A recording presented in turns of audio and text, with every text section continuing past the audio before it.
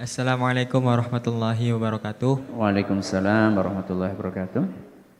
Tadi kan ada hadis yang menyebutkan kalau orang yang tidak diterima sholatnya selama 60 tahun itu karena sempurna rukunya tapi tidak sempurna sujudnya dan sebaliknya. Dan itu maksudnya apa ya Ustaz ya? Kalau misalnya dalam sholat itu kayak gimana cerminannya gitu? Contohnya ya. Contohnya orang yang tidak sempurna rukuknya, orang yang tidak sempurna sujudnya, orang yang tidak tumak ninah ketika rukuk dan sujud. Tidak apa? Tumak ninah. Ada dua istilah yang kadang kebalik-balik. Ada khusyuk, ada tumak ninah. Apa? Khusyuk, ada tumak ninah. Khusyuk itu urusan hati. Tumak ninah itu urusan lahir. Tumak ninah itu seperti apa orang dianggap tumak ninah? Orang dianggap tumak ninah minimal, ini ada apa? Batas minimal, kemudian nggak ada maksimalnya. Ada batas minimal. Minimal ketika orang ruku, dia bisa membaca sampai selesai Subhana Rabbiyal Azim. Atau Subhana Rabbiyal Azim wa bihamdih. Walaupun cuma sekali. Namanya juga minimal. Kita cari yang minimal apa cari yang maksimal? Minimalis apa maksimalis? Minimal orang dianggap tumak ninah ruku, dia bisa membaca Subhana Rabbiyal Azim walaupun cuma sekali. Kalau sujud berarti apa? Subhana Rabbiyal A'la atau Subhana Rabbiyal A'la wa bihamdi walaupun cuma sekali. Kalau orang sudah cukup membaca itu walaupun cuma sekali, dia sudah dianggap tumak ninah batas minimal.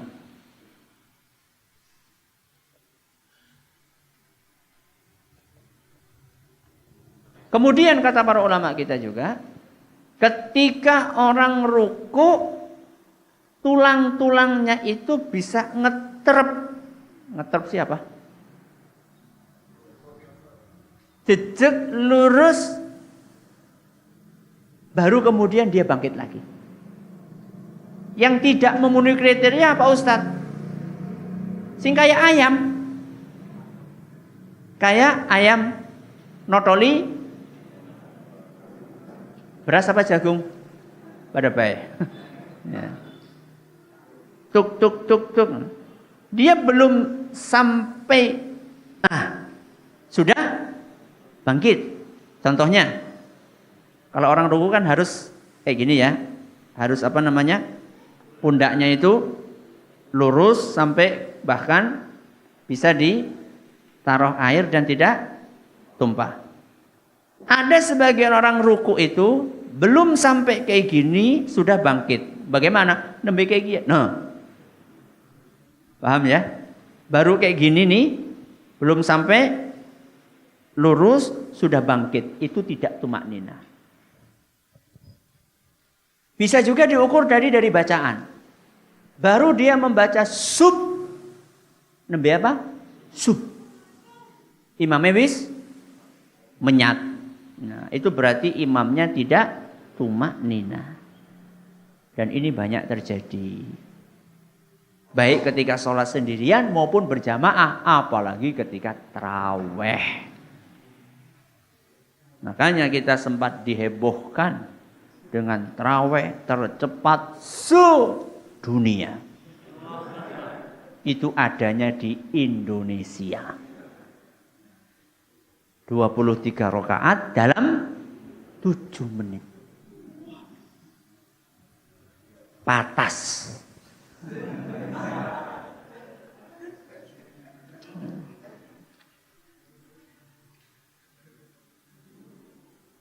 Saya tidak akan permasalahkan 23 atau 11. Karena masing-masing punya dalil dan dalilnya sama-sama kuat. Jenengan mau 11 monggo, mau 23 monggo. Hadisnya sama-sama kuat. Tapi jangan sampai cuma gara-gara mengejar 23 terus mengorbankan apa? Tumak ninah. Tumakninah bapak-bapak ibu-ibu itu rukun.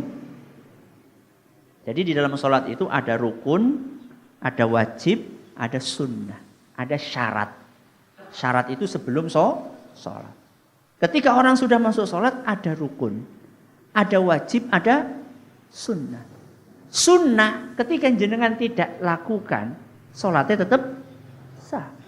Wajib ketika Anda lakukan, ketika tidak Anda lakukan karena lupa, bisa diganti dengan sujud sahwi. Rukun Anda tinggalkan, kelalen ora kelalen, batal sholatnya. Itu namanya rukun. Salah satu rukun sholat tumakninah. Sehingga ada orang di zaman Rasulullah SAW sholatnya tidak tumakninah. Setelah selesai sholat dia datang kepada Nabi SAW. Ya Rasulullah, Assalamualaikum, Waalaikumsalam. Irji' bali maninganah. Fasolli fa innaka lam tusolli. Kamu belum sholat. Sholat maning.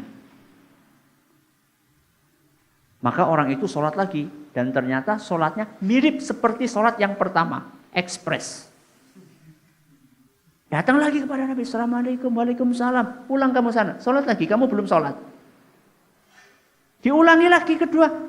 Ketiga. Sama sholatnya kayak pertama. Disuruh pulang lagi sama Nabi SAW. Wahai Rasul. Aku gak bisa kecuali seperti ini. Nyong ngertinya kayak gini ya sholat. Maka kemudian Nabi SAW ajarkan. Sholat itu harus tumakninah. Ketika ruku, sempurnakan ruku. Ketika sujud, sempurnakan sujud. Itu maksudnya. Orang ditolak sholatnya karena rukuknya tidak tumakninah, sujudnya tidak tumakninah. Jadi jangan merasa bangga kalau misalnya sholat Anda itu paling cepat. Itu jangan bangga. Ya, kalau menyelesaikan skripsi paling cepat silahkan Anda bangga. Ya, tapi yang benar juga nulisnya. Ya, tapi kalau sholat paling cepat, juara siji. Itu kan biasanya kan malam-malam pertama kan seperti itu. Akan dilakukan survei, akan dilakukan penelitian mana masjid yang paling cepat, besok pada geruduk pindah sana. Terus masjid yang paling lama di blacklist. Kapok ya sholat nengke. Nyata bapak-bapak? Nyata, itu real. Realita yang nyata.